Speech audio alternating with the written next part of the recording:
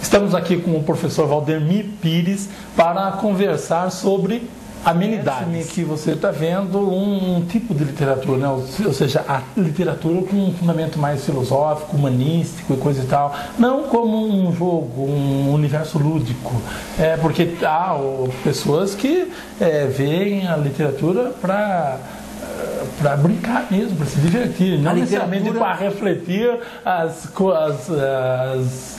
questões da natureza humana. Veja, essa questão que você coloca é bastante complexa, porque do jeito que eu falei para você, deu de fato essa impressão de que eu estou pensando na literatura como espaço de reflexão, mas não. A diferença da literatura é a forma pela qual ela te conduz à reflexão. E não necessariamente essa reflexão tem que te levar a alguma conclusão.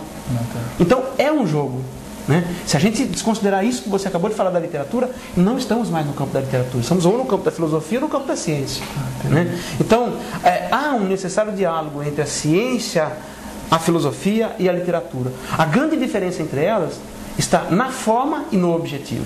Por exemplo, a ciência está procurando a verdade, a filosofia também da sua maneira, a literatura não busca a verdade. Mas mesmo não buscando a verdade, ela coloca elementos do mundo que te permitem aproximar da realidade, mas por uma forma que é lúdica, por uma forma que é artística, que as outras não são.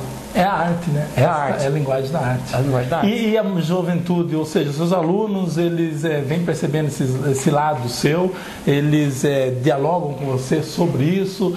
Esse conhecimento literário, essa prática literária está facilitando a aproximação com os seus alunos? Eu diria que facilita a aproximação, porque sem literatura não se compreende a juventude, a velhice, a morte. Não há ciência, nem filosofia suficientes para explicar a nossa finitude, né? A nossa origem e essas fases da vida que fazem com que a gente mude. Então, o meu próprio julgamento do que os jovens fazem, de como eles se comportam, como que eles veem o conhecimento que eu estou lá para, entre aspas, transmitir, essa percepção foi bem afinada. Então, eu diria que eu tenho uma relação com os alunos nos últimos 4 anos que é muito diferente do que eu tinha quando eu não tinha maior percepção para isso.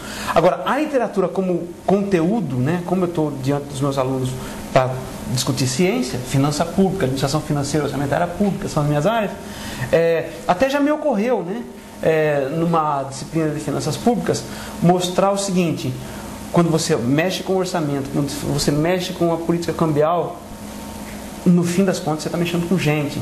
Então, se você não sabe como as pessoas sentem aquilo que elas sentem, como que elas reagem a mudanças nas possibilidades de sentir de uma determinada maneira que venha da política econômica, por exemplo, você não é um bom gestor de finanças públicas. Só que o tempo é sempre limitado, você tem 60 horas para discutir um assunto. Então eu fiquei assustado com essa minha ideia de tentar fazer isso e logo desviei dela. Quem sabe um dia eu consiga fazer isso, né? Mas ainda mais numa universidade como aquela em que eu estou, que de um lado você tem administração pública e economia, do outro você tem letras, né? Está próximo. Está ali junto. Mas um desafio agora, até meio provocação simples, como a gente costuma fazer. Você também escreve algumas poesias. Você teria coragem de recitar uma delas agora, assim, de bate-pronto? Você tem alguma de cabeça? Não, eu não sou um recitador, eu não tenho. Dizendo recitar é uma forma brincalhona. Não, eu não tenho de memória, né? E além disso, são exercícios assim, mais para que eu me acostume com as palavras como arte do que como arte propriamente dita. Então eu teria até vergonha dos meus poemas, né? Mas só boto lá no meu site, no meu blog, porque se você não perde a vergonha, não é possível arte, né? Você sabe que é engraçado, eu sempre me aventurei em querer também ser literato, coisa do gênero, mas e até brinquei em certa fase com literatura, com poesia, mas eu nunca memorizei nada do que eu fiz. No entanto, tem uma poesia que o Noedi Crembo, um professor de latim, ele foi meu professor de latim, olha só, eu sei alguma coisa de latim. E ele falava de um poeta português, que também não recordo o nome, tá? Mas era mais ou menos assim, para dar uma de recitador.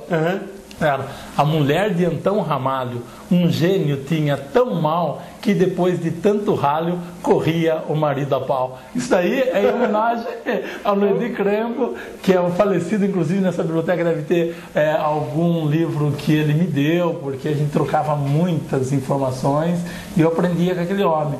E, por incrível que pareça, ele foi um dos grandes inspiradores, né, para eu gostar do conhecimento. Esse é o grande mérito de um professor, na minha opinião. Se ele conseguiu fazer isso, não precisa de mais nada, principalmente hoje em dia em que o conteúdo tá de graça, né? Agora, de poesia, de um poema, se você quiser, me ocorreu aqui agora, eu não tenho de memória, mas nós estamos aqui com o computador. Se você quiser, nós vamos lá, baixamos e eu leio ele para você, só para não ficar bom. Tá bom, então. E aí, fale o seu e-mail, Pires. É interessante para as pessoas entrarem lá e conhecer esse universo da literatura, o seu conhecimento científico. Sim. Bom, quem tiver interesse em diálogo, eu gosto muito de dialogar com as pessoas, pode entrar no www.pires.pro.br. Ali tem o conteúdo acadêmico, e depois nos blogs tem os outros conteúdos. Então, leitura e literatura vão estar lá no blog Leia, que é um blog para discutir leitura, e no blog Cadernos Avulsos tem esses meus exercícios literários provisórios horríveis. Legal, então nós vamos dar uma interrompida aqui, nós vamos interromper rapidamente, só para o Pires baixar essa poesia. E nós vamos encontrar uma forma que nós vamos colocar lá na tela e ele vai ler daqui, só para concluir esse desafio. Aguarda um minutinho só. Ok. Feijão e poesia. No caixa do supermercado, a moça era um enfeite. Olhos cinza azulados, lábios carnudos, cabelos negros, um decote. O rapaz colocou na esteira de borracha preta 1 quilo de sal, uma lata de óleo, um pacote de arroz, um saco de feijão e pediu: põe também uma porção de poesia. Ela sorriu, dentes brancos. Ele disse: obrigado, pode cobrar. Ela encabulou e avermelhou. Ele, tímido em inusitada ousadia, quase derreteu. Até hoje comem juntos o melhor feijão com arroz do mundo, até que acabe. Tomara que foi. Agora deu, ficou bom.